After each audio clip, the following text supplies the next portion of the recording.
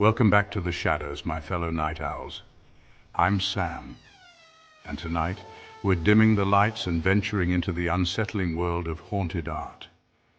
You know, those paintings that seem to stare back at you, sending shivers down your spine, the ones that whisper tales of tragedy and terror.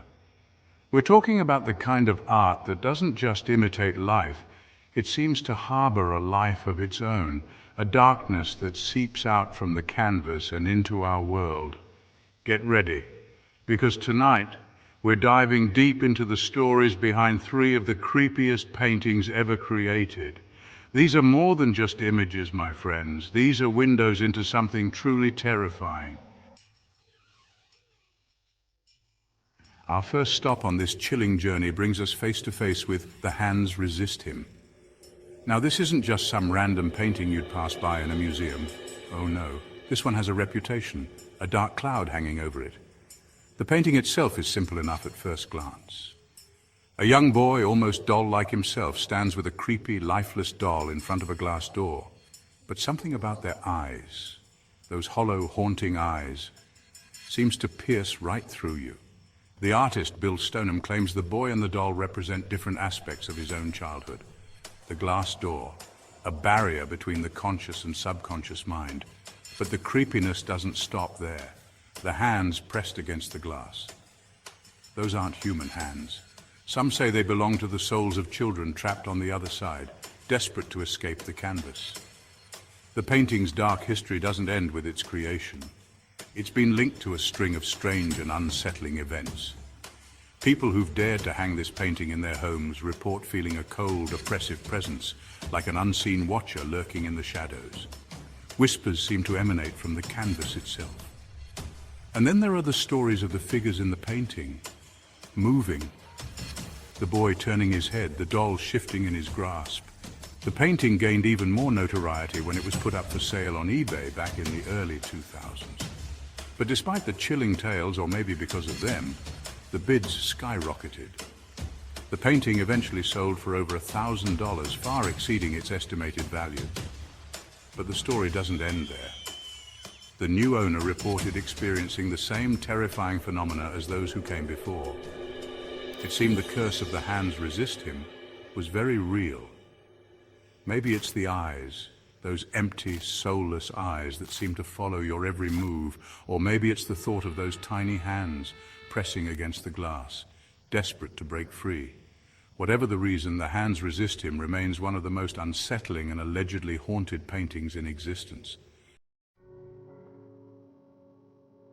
Our next tale takes us to the cobblestone streets of post-war Europe, where a series of seemingly innocent paintings became shrouded in whispers of misfortune and tragedy.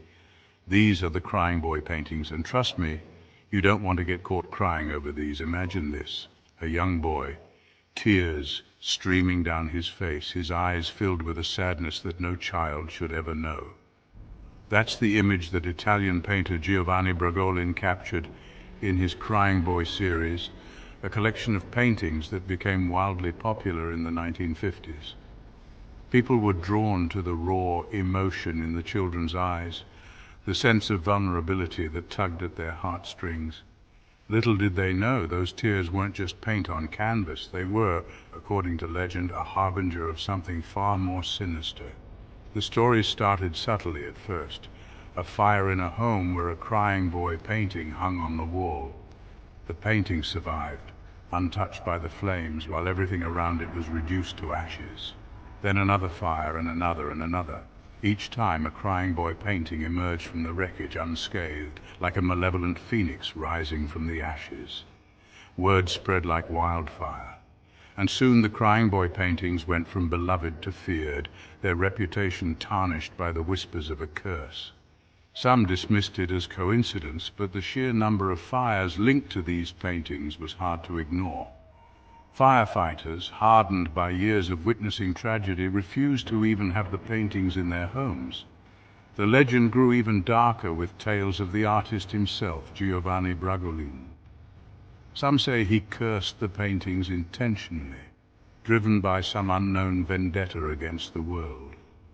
Others claim the paintings were imbued with the sorrow and suffering of orphaned children who served as Bragelin's models, their tears a manifestation of their own tragic fates.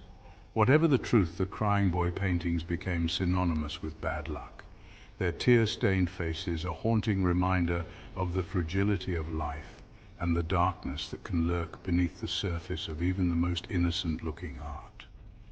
Today, the Crying Boy paintings are like a chilling game of roulette. Some people own them without incident, while others claim to have experienced a string of misfortunes after bringing one into their homes. Are the paintings truly cursed, or is it all just a case of mass hysteria fueled by a few eerie coincidences? I'll let you be the judge. But one thing's for sure, those tear-filled eyes hold a story, and it's not one you want to be a part of. Our final destination tonight takes us from the realm of urban legend into a more personal, intimate kind of horror. This is the story of The Anguished Man, a painting so disturbing, so profoundly unsettling, that even seasoned paranormal investigators approach it with caution. Imagine a figure contorted in agony, his face a mask of pure suffering. His mouth is agape in a silent scream, his eyes wide with a terror that seems to claw its way out of the canvas and into your soul. That's The Anguished Man, and his story is as chilling as the image itself. Unlike the other paintings we've explored tonight, The Anguished Man doesn't have a famous artist or a string of high-profile incidents attached to its name. Its horror is quieter, more insidious, and perhaps even more terrifying because of it. The painting's current owner, a man named Sean Robinson, inherited it from his grandmother, who had kept it hidden away, shrouded in darkness and whispered warnings.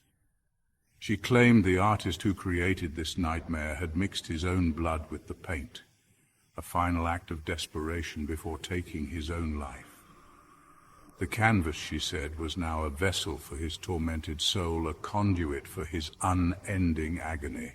Robinson, initially skeptical, dismissed his grandmother's stories as the ramblings of an old woman, but soon he began to experience things that defied rational explanation. Strange noises echoed through his home, disembodied whispers, guttural growls, the sound of someone or something in pain. Shadows seemed to move in the periphery of his vision, flitting across the walls, always just out of reach. And then there was the feeling, that unshakable feeling of being watched, of an unseen presence lurking just beyond the veil of reality. But the most terrifying experiences centered around the painting itself. Robinson claimed to have seen the figure in the painting move, its contorted body writhing in silent agony. The eyes, those haunting, hollow eyes, seemed to follow him around the room, burning into his soul with their intensity. Driven by fear and a morbid curiosity, Robinson set up cameras to capture whatever darkness lurked within the canvas. The footage he captured is chilling, to say the least. Unexplained shadows, objects moving on their own, and even glimpses of a shadowy figure that seems to vanish as quickly as it appears. Is The Anguished Man truly a window into the afterlife? A portal through which a tormented soul seeks release? Or is there a more rational explanation for the unsettling events that have plagued Sean Robinson and his family? The answer, like the brushstrokes on this disturbing canvas, remains shrouded in mystery. But one thing's for certain, The Anguished Man serves as a chilling reminder that some things are best left undisturbed, hidden away in the shadows where they belong. Well, there you have it, my fellow night owls. 3 chilling tales of haunted art, each one more unsettling than the last. I hope you enjoyed this journey into the shadows, but remember, sometimes the most beautiful things can conceal the darkest secrets. If you dare, let me know in the comments which painting you found the most unsettling. And if you've had your own brush with the paranormal, whether it's a creepy painting or a bump in the night, I'm dying to hear about it. Until next time, sleep tight and don't let the art bite.